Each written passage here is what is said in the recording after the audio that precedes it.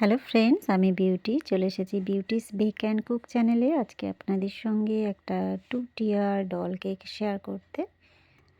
কেকটা ছিল আমার টোটাল 3 পাউন্ডের। আমি এটা নিচের বেস রেডি করছি 2 পাউন্ডের। ফাইনাল আইসিং করছি এখানে।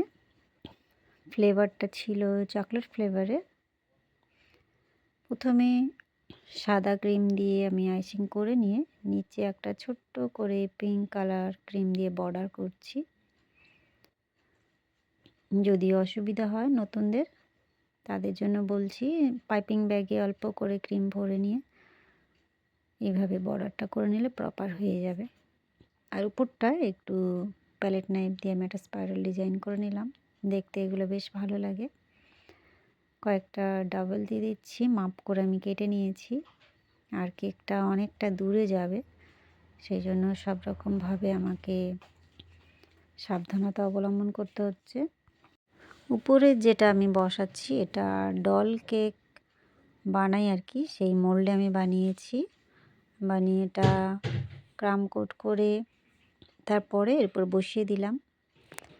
আর যখনই দোতলা তিনতলা কেক করতে যাবেন তখন সবসময় চেষ্টা করবেন ফ্রিজে কম করে 3-4 ঘন্টা রেখে তারপরে একটার উপরে আর একটা রাখার। তাহলে মানে কোনো রকম খারাপ হওয়ার সম্ভাবনাটা থাকবে না। সুন্দরভাবে কেকটা কাস্টমারের কাছে পৌঁছে যাবে। আমি এখানে মাঝখান থেকে ট্রায়াঙ্গেল শেপ করে ছোট ছোট করে গোলাপ করে নিয়েছি, একটা বর্ডার করে নিয়েছি। আর এইটা হচ্ছে বড় সাইজের রোজ নজেল, পিঙ্ক কালার ক্রিম দিয়ে আমি ডলের ড্রেসটা বানাচ্ছি।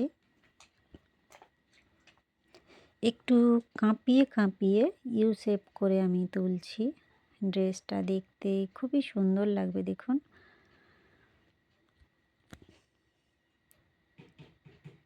সব কিছু করার আগে মানে যখনই কোনো কিছু থিমের উপরে করবেন একটু প্ল্যান করে নেবেন আগে থেকে, তাহলে সেই জিনিসটা প্রপার হয় আর কি। এবারে তাড়াহুড়ো করতে গেলে অনেক সময় মানে টাইম বাঁচাতে গিয়ে জিনিসটা খারাপ হয়ে যাওয়ার সম্ভাবনা বেশি থেকে যায়, আবার সেটাকে ঠিক করতে আরও বেশি টাইম পার হয়ে যায়। যাই হোক, আমি সব সময় চেষ্টা করি যতটা প্ল্যান করে করা যায় আর কি। এইবারে আমি নজেলটা একটু ঘুরিয়ে ধরেছি। আগে নিচের দিক থেকে করছিলাম, এবার উপরের দিক থেকে করছি। এতে কি হয়, ফ্রিলটা বেশ সুন্দর লাগে দেখতে। এইবারে ডলের উপরের ড্রেসটা করে নিচ্ছি। এখানে নজেলের কোনো প্রয়োজনই নেই, যেহেতু আমি এটা দিয়ে কাজ করছিলাম, তাই ড্রেসটা এইভাবে বানিয়ে নিচ্ছি। লাইন লাইন টেনে দিচ্ছি আর কি। যেটা সুবিধা হবে সেইভাবেই করে নেবেন।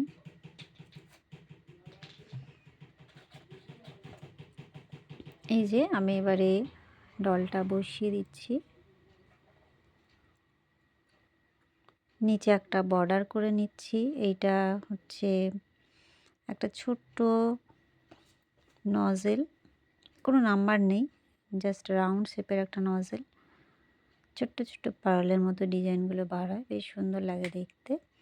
আর এখানে কয়েকটা নন এডিবল ফ্লাওয়ার আমি বসিয়ে দিচ্ছি।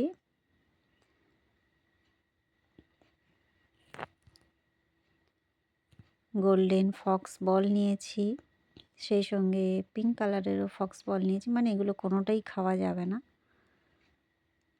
শুধু ডেকোরেশনের জন্য এগুলো ব্যবহার করা হয় যেন একটু দেখতে ভালো লাগে।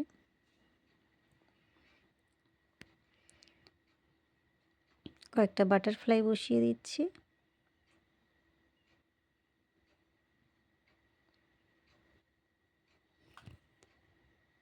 কিছুটা সুগার বল দিয়ে দিচ্ছি, ছোট বড় বিভিন্ন মাপের।